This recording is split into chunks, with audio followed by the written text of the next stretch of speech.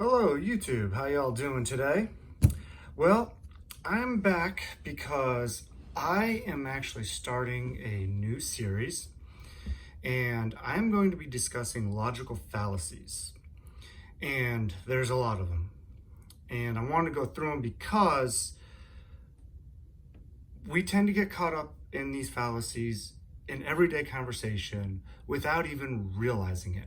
I just literally had a discussion with my wife the other day about morality, and she was using a logical fallacy on me.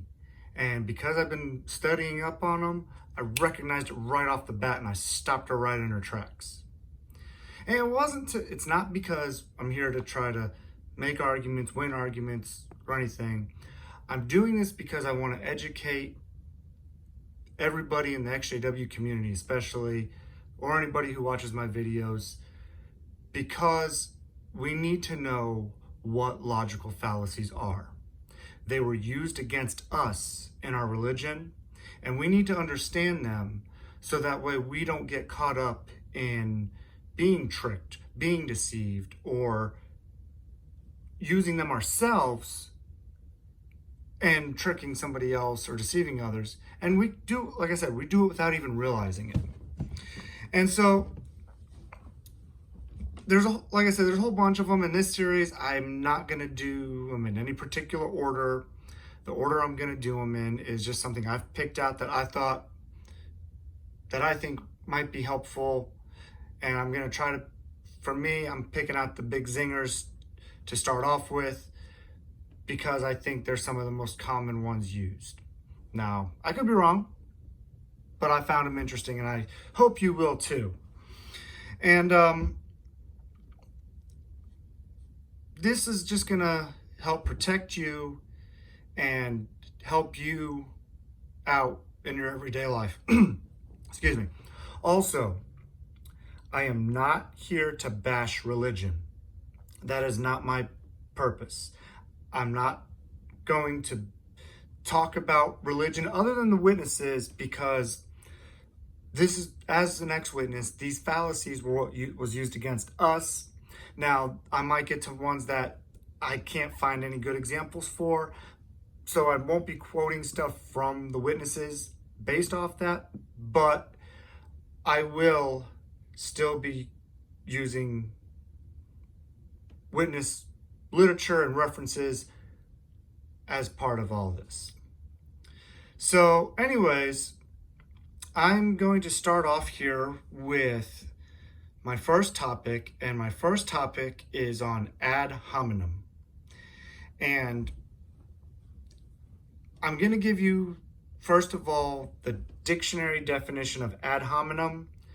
Now, looking at all these other fallacies coming after this, they don't always have a dictionary definition, but I found a good resource to give me a definition of it. But this time we have a dictionary definition to start off with. So the Webster's Dictionary defines an ad hominem as appealing to feelings or prejudices rather than intellect. And then the second definition, marked by or being an attack on an opponent's character rather than by an answer to the comments made. So an example that the dictionary gives is made an ad hominem personal attack on his rival. And we'll discuss more on how that's used here in just a minute. So the first example I have here of Watchtower using an ad hominem, I found it on jwfacts.com under the Fallacies tab. And this is where they get you here, because this is double standards and double speak. So the Awake 2000, June 22nd on page 6 says, some people insult those who disagree with them by questioning character or motives instead of focusing on facts. Name-calling slaps a negative, easy-to-remember label onto a person, a group, or an idea. The name-caller hopes that the label will stick If people reject the person or the idea on the basis of the negative label instead of weighing the evidence for themselves, the name caller strategy has worked. Now that's from the Watchtower Society. So you notice how they start off by giving a good definition. I'll give them that. It was a good definition. They say it's name calling to give them a label. So what are some names the Watchtower Society calls people? I made a list. Let's check it out. First on my list here, I have worldly. As an ex-Jehovah's Witness, when you think of a worldly person, what do you think of? You think of all people who aren't Jehovah's Witnesses. That's an ad hominem. Apostate, one of my favorites. I wonder why. Anyways, mentally diseased, spiritually weak, inactive. These are all labels that they use. And when they use these labels, they attack our character. They're attacking us. So in essence, our argument might be valid. It might be a good argument. It might be perfectly logical. We might not be using any logical fallacies. But because of that label, it mentally makes those people dismiss everything we're about to say or have said. So let's take a look at some more examples here of how the organization uses ad hominems. So I went on to the JW.org website here and brought up some things that I copied and pasted here.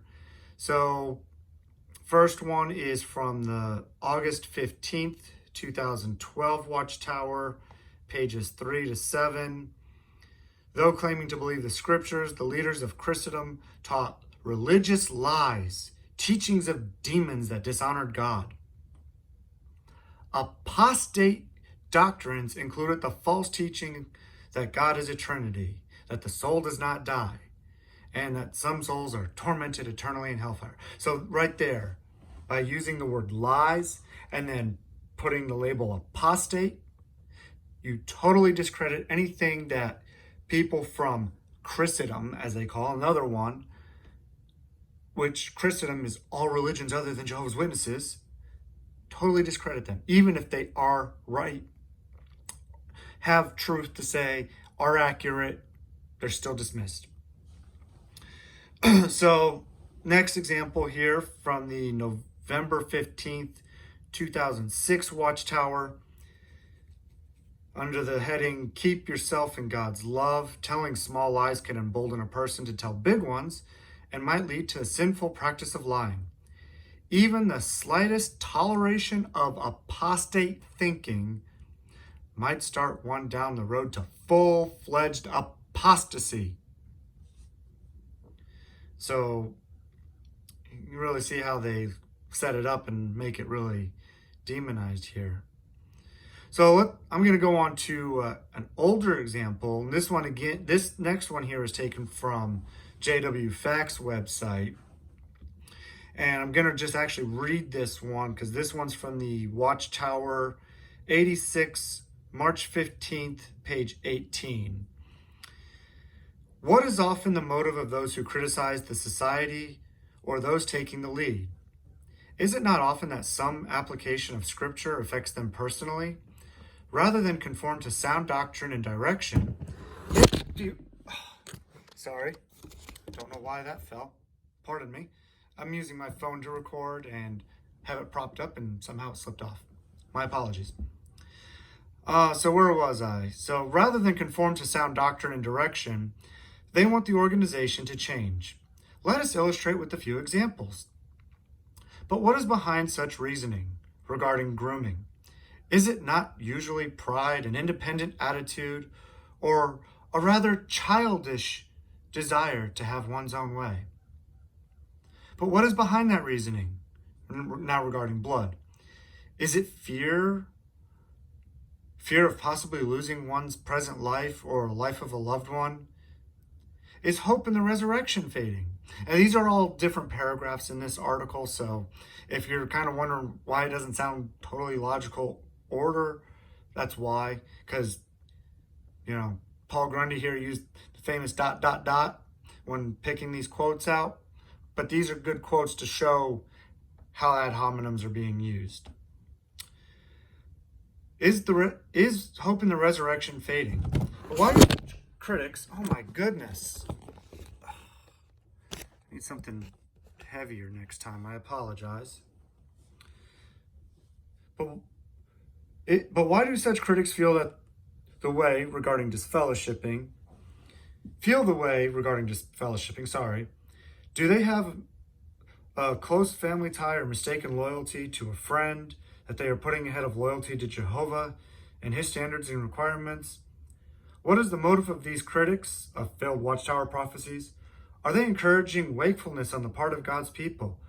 Or are they rather trying to justify themselves for failing or for falling back into sleepy inactivity?